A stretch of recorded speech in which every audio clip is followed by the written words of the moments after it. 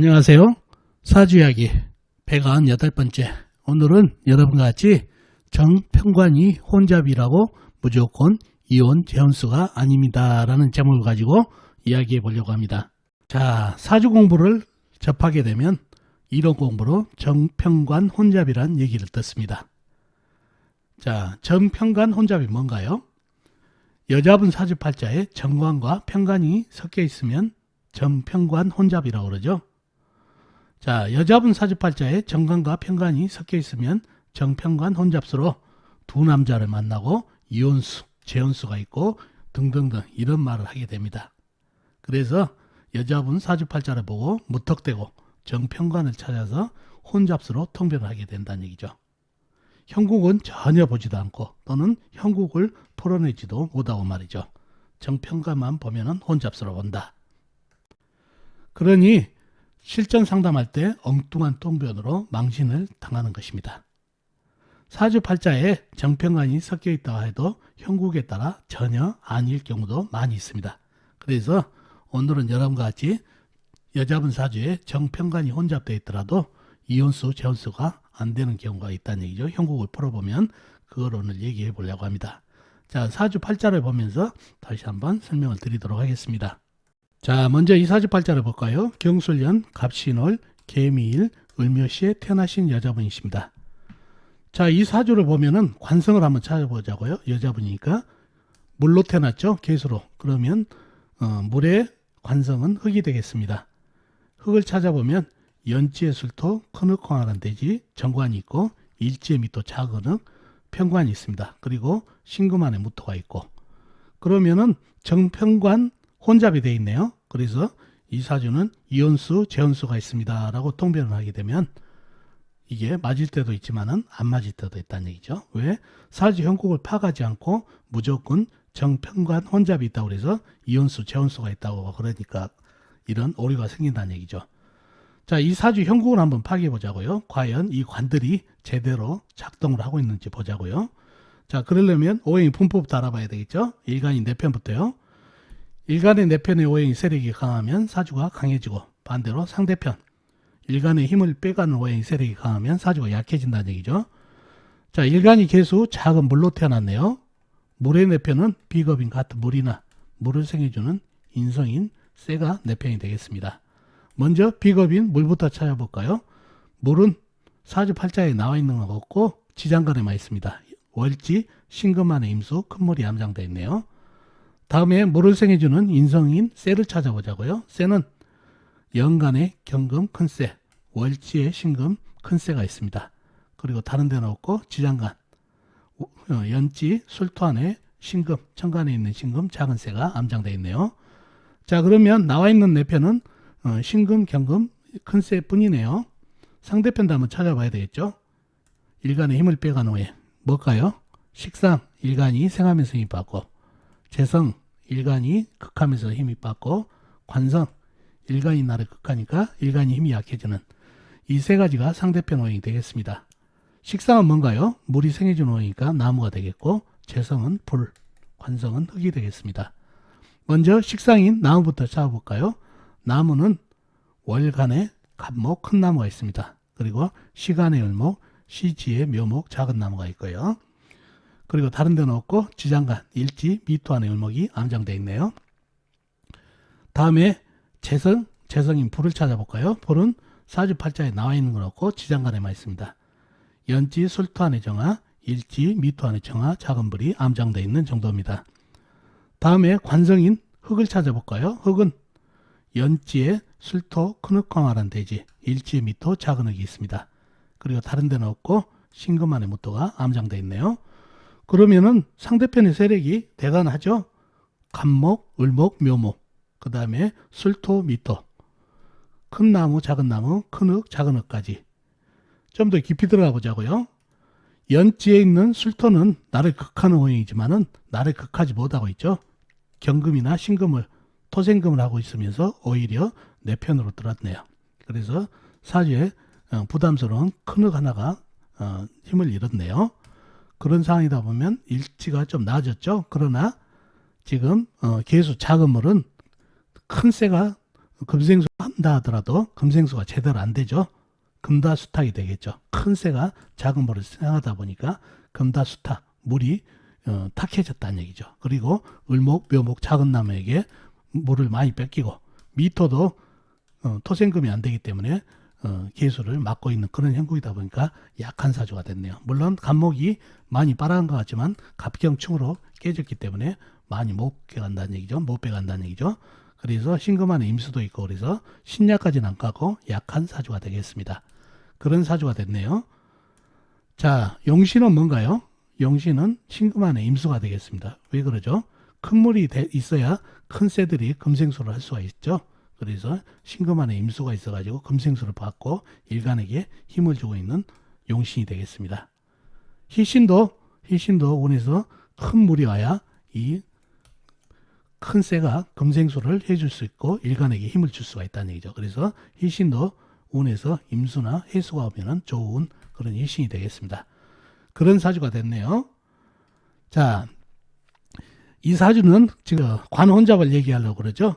관이 술토, 미토, 신금 안에 무토가 있다는 얘기죠. 그러니 관혼잡이 돼 있어서 정편관 혼잡이 돼 있어서 이혼수, 재혼수가 있습니다라고 통변했다는 얘기죠. 자, 보자고요. 신금 안에 무토가 있지만은 무토는 어떤가요? 이 신금은 신월달이고 가을이죠. 그러면 가을이면 쇠기운이 강해지고 또 쇠기운의 생을 받은 임수도 힘을 받는다는 얘기죠. 그러면 무토가 힘을 많이 잃어버립니다. 그러니 이 무토는 거의 힘을 잃었네요. 그 다음에 연지에 있는 술토는 어떤가요? 이게 관 역할 하나요? 너무 멀어서 일간하고 너무 멀어서 무정하기도 하고 이 술토는 경금을 생하느라고 나를 극하는 관으로서의 기능을 잃어버렸네요. 힘을 다 잃어버렸다는 얘기죠. 토생금 하면서 멀리 있어가지고 무정하기도 하고 그래서 이 술토도 힘을 잃었네요. 그러면 미토 하나 남네요. 그러면 무토하고 술토가 사라졌기 때문에 정편관 혼잡은 피했네요. 이 미토도 한번 보자고요. 미토도 온전한지 보자고요. 자, 음목과 묘목 이 나무가 목국토를 하고 있네요. 충분히 흙을 지압해버리죠. 수생목을 받은 이 나무들이. 그러니 이 미토도 힘을 잃어버렸네요. 이렇게 연지, 일지, 지장간까지 합쳐서 정편관 혼잡으로 보고 두 남자, 이혼수, 재혼수가 있다고 논했지만 잘못된 통변이 됐죠. 관으로서 힘이 다 잃어버리기 때문에 오히려 이 사주팔자는 남자와 이성 배우자와 인연이 거의 없는 그런 사주팔자가 된다는 얘기죠. 이혼수, 재혼수가 있는 게 아니고 그래서 이 사주에는 관이 버젓이 있지만 관이 힘을 다 잃어버려가지고 남자와 인연이 약한 사주가 됐다는 얘기죠. 정편관 혼잡돼서 이혼수, 재혼수가 있는 게 아니고 오히려 남자와 인연이 약한 사주가 됐다는 얘기죠. 이렇게 사주 형국을 파가지 않고 무조건 사주에 관이 혼잡돼 있어서 정편관 혼잡이 돼 있어서 이혼수, 재혼수가 있었다고 얘기하면 헛방을 나지고 망신을 당한다는 얘기죠. 반드시 사주 형국을 파악한 뒤에 이렇게 정관, 편관, 혼잡을 얘기해야 된다는 거 기억해 두시면 좋겠네요. 자, 이 사주팔자도 한번 보자고요. 을사년, 임오월, 경신일, 갑신시에 태어나신 여자분이십니다. 자, 이분 사주도 관을 한번 찾아보자고요. 쇠로 태어나신 분 관은 불이죠. 나를 극한 오행이니까 연지에 사화, 편관, 월지에 오화, 정관이 있네요. 정확하게 정편관이 혼잡되어 있네요. 그래서 남자를 돌 만난다. 그리고 이혼수, 재혼수가 있다라고 통변이 가능하겠죠. 그러나 역시 사주 형국을 파악해보고 그거를 논해야지 그렇지 않으면 망신을 나간다는 얘기죠. 자, 사주 형국을 한번 파악해보자고요. 그러려면 오행의 분포부터 알아보자고요. 자, 일간인 내편부터 알아볼까요? 일간의 내편의 오행이 세력이 강하면 사주가 강해지고 상대편 일간의 힘을 빼는 오행이 세력이 강하면 사주가 약해진다고 그랬죠. 일간이 경금 큰 쇠로 태어났네요. 쇠의 내편은 비겁인 같은 쇠나 쇠를 생해주는 인성인 흙이 내편이 되겠습니다. 자, 먼저 비겁인 쇠를 찾아볼까요? 쇠는 일지의 신금, 시지의 신금 큰 쇠가 있습니다. 그리고 다른 데는 없고 연지, 사환의 경금이 암장되어 있네요. 다음에 쇠를 생해주는 흙을 찾아볼까요? 인성인 흙은 사주팔자에 나와 있는 건 없네요. 지장간, 사환의 무토, 일지, 신금안의 무토, 시지, 신금안의 무토가 암장되어 있고 오한의 기토도 암장되어 있습니다. 자, 그러면 나와 있는 내편이라고는 신금 뿐이죠. 이렇게 되면 내편의 오행이 세력이 좀 약한 것 같죠. 상대편도 한번 찾아봐야 되겠죠. 일간의 힘을 빼는 오행 뭔가요? 식상 일간이 생하면서 힘입받고, 재성 일간이 극하면서 힘입받고, 관성 일간이 나를 극하니까 일간이 힘이 약해지는 이 세 가지가 상대편 오행이 되겠습니다. 식상은 쇠가 생해준 오행이니까 물이 되겠고, 재성은 나무, 관성은 불이 되겠습니다. 먼저 식상인 물을 찾아볼까요? 물은 월간의 임수, 큰물, 호수같이 큰 물이 있습니다. 그리고 다른 데는 없고 지장간, 일지, 신금안의 임수, 시지, 신금안의 임수가 암정되어 있네요. 다음에 재성인 나무를 찾아볼까요? 나무는 연간의 열목, 작은 나무, 그 다음에 시간의 간목, 큰 나무가 있습니다. 그리고 다른 데는 없고 지장간에도 없고요. 다음에 관성인 불을 찾아볼까요? 불은 연지의 사화, 큰 불, 그 다음에 월지의 오와 작은 불이 있습니다. 그리고 다른 데는 없고 지장간에 없고요. 그러면 상대편의 세력이 대단하죠. 임수, 큰 물, 그 다음에 을목, 간목, 작은 나무, 큰 나무, 사와, 오와 큰 불, 작은 불까지. 내편이라고는 신금뿐이다 보니까 사주가 약해졌네요. 자, 그런 사주팔자가 됐고, 용신은 뭔가요? 용신은 시지에 있는 신금이 되겠네요. 나한테 힘도 주겠지만은 시간에 있는 간목도 상대편 하나를 제압을 해주니까 훌륭한 용신이 되겠네요. 사주가 약한 사주에서. 자, 그런 사주가 됐네요. 운기에서는 흙을 받으면 좋겠네요. 그죠? 흙도 큰 흙이 와야 토생금이 되겠죠. 사주에 강한 물기운도 좀 제압해주고, 그래서 흙기운이 희신이 되고, 같은 쇠기운이 오면 안 되죠. 일간에게 힘을 주는 게 아니라 사주에 강한 물기운을 금생수해버리기 때문에 좋지가 않습니다. 그래서 희신은 흙기운이 좋습니다. 물도 살짝 잡아주고 일간에게 토생금 해주니까 좋은 희신이 되겠네요. 그런 사주팔자가 됐습니다. 자, 이 사주 정평관 혼잡이 됐다고 그랬죠. 사와 오와 정확하게 평관 정관이 혼잡되어 있네요. 과연 혼잡이 됐나요? 자, 임수가 보이죠? 큰물, 호수같이 큰 물이 금생수까지 받고 있네요. 자, 이 을목이 수생목을 받아주면 좋을 텐데 너무 작은 나무죠. 수생목하고 남는 물이 쏟아지죠. 그러면 오화는 꺼지죠. 사화도 거의 꺼지기 일보 직전이네요. 큰 나무, 간목이나 잇목 같은 게 있어서 좀 물을 받아주던가 흙이 좀 막아주던가 하면은 이 불을 보호할 수가 있는데, 이 오화, 사화는 이 임수, 큰물, 호수같이 큰물, 금생수까지 받은 물에게 오화는 꺼지고 사화는 꺼지기 일보 직전까지 됐다는 얘기죠. 너무 멀리 있어가지고 사화는 또 무정하기도 하고요. 그래서 전혀 이 불들은 일간을 극할 수가 없는 그런 상황까지 왔다는 얘기죠. 이게 정평관 혼잡이라고 봐야 될까요?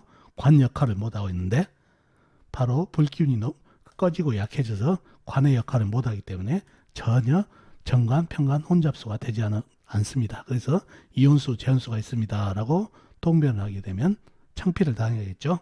그래서 이렇게 사주 형국을 전체적으로 파악한 다음에 꼭 정관, 평관을 논해야지, 사주 팔자에 무조건 정관, 평관이 혼잡되어 있다고 이혼수, 재혼수가 있습니다, 두 남자를 봅니다, 이런 통변을 하게 되면 큰 실수를 한다는 거 꼭 기억해 두시고, 사주 형국을 파악해야 된다는 것도 꼭 기억해 두시면 좋겠습니다.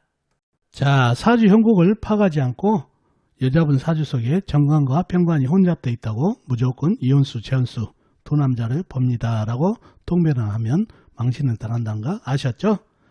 자, 어떻습니까? 오늘 이야기 도움이 되셨나요? 도움이 되셨으면 좋겠습니다. 그럼 다음 시간에 뵙도록 하겠습니다. 안녕히 계세요.